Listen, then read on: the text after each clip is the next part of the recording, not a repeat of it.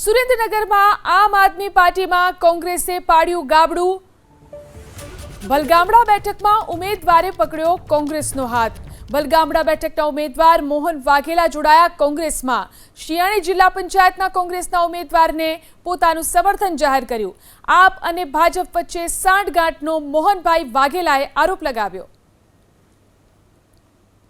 આજ રોજ મહારાજ ગામના વતની અને દલિત સમાજના આગેવાન એવા મોહનભાઈ ભોજાભાઈ જેઓએ બલગામડા 3 સીટમાં ઉમેદવારી કરી હતી અને તેઓએ આમ આદમીના બેનર પર ઉમેદવારી કરી હતી।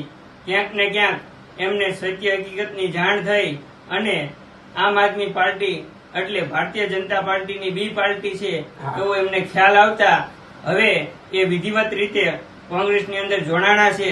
ત્યારે અમે સૌ એવા કોંગ્રેસના પરિવાર તરફથી મોહનભાઈ વાઘેલાને અભિનંદન પાઠવીએ છીએ।